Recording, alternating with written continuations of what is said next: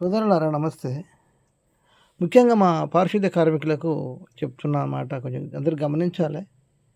నేను మాట్లాడే ప్రతి మాట నా సొంత అవసరాల కొరకు గాదు, అందరి కొరకు. అందరిలో నేను గూడా ఉన్నాను గనుక నాకు గూడా ఉపయోగపడుతది.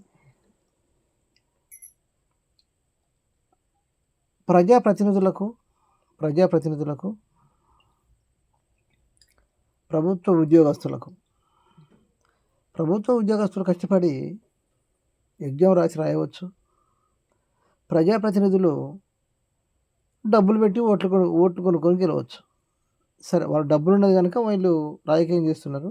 వాళ్ళకి చదువు ఉన్నది కనుక ఉద్యోగానికి వచ్చారు. వాళ్ళ విధి ఏంటి?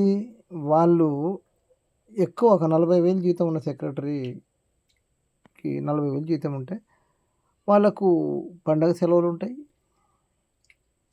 గవర్నమెంట్ ఇచ్చే హాలిడేస్ కాక వాళ్ళు సొంతంగా వాడుకునే సెలవులు కూడా వారానికి 2-3 ఉంటాయి. ఇక సర్పంచ్ అనేవారు చూస్తే ఇక వాళ్ళ కథ ఇంకో తిరిగి ఉంటుంది. ఇక మనం అనుకోనేది కాదు అది. అంటే పండగల విషయం మాట్లాడుతున్నాను నేను. పండగ అనేది ప్రతి ఒక్కరికి ఉంటుంది. మనిషి అనేవాడికి ఆశలు, ఆశయాలు ఉంటుంది. ఆశ అనేది ఉంటుంది. ఎవరికైనా పారిశుద్ధ్య కార్మికులు కూడా భార్య, పిల్లలు, సంసారము, మనవలు, మనవరాళ్ళు వాళ్ళు కూడా ఉంటారు కదా. అంటే ఈ సెక్రటరీలకు, ఈ ప్రభుత్వ ఉద్యోగస్తులకు, ఐఏఎస్లకు, ఐపీఎస్లకు, ఎంపీడీఓలకు, డిపిఓలకు, సెక్రటరీలకు వీళ్ళకు ఏమో భార్య పిల్లలు ఉంటారు, సెలవులు ఉంటాయి, పండగలు ఉంటాయి. వాళ్ళు రారు, ఫోన్లు చేస్తారు.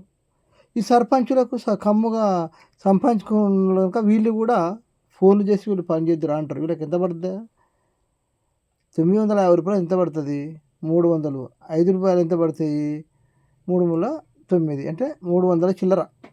300 రూపాయల చిల్లర పడతాయి, చిల్లర పైసలు పడతాయి.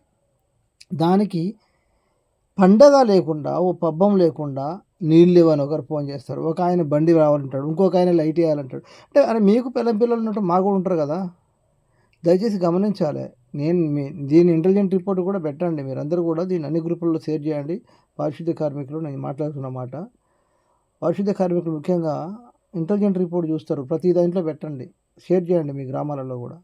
ఎందుకు చెప్తున్నానంటే ప్రతి ఒక్కరు కూడా ఫ్యామిలీస్ ఉంటారు, ఫ్యామిలీకి ఆశయాలు ఉంటాయి. వారు కూడా కూరో నారో అదో ఇదో తెచ్చి పెట్టుకోవాలి కదా ఫ్యామిలీకి. అట్లాంటప్పుడు వీరు కనీసం పండగ రోజు కూడా చూడకుండా 10 సార్లు ఫోన్ చేసి రా అని చెప్పడం ఇది ఎంతవరకు సమంజసమంటారు? ఇది కరెక్ట్ కాదు.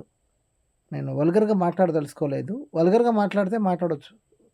దీనికి చట్టాలు ఉంటాయి. చట్టాలు అందరికి చుట్టాలే. చట్టాలు డబ్బున్న వరకు చుట్టాలు.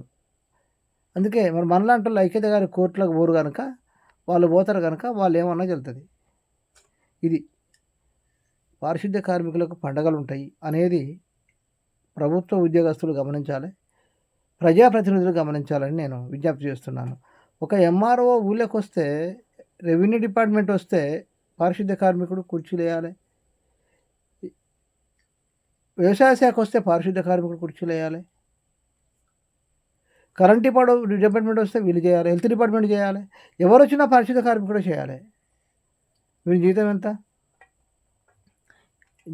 అసలు గవర్నమెంట్కి బుద్ధి లేదు. గవర్నమెంట్ గమనించదు, మళ్ళీ గుర్తించదు. ఎందుకంటే వారికి మనం పని చేస్తున్నాం కదా ఐక్యత లేకుండా, అందుకని వాళ్ళు గుర్తించారు. ఇది షేర్ చేయండి, లైక్ చేయండి.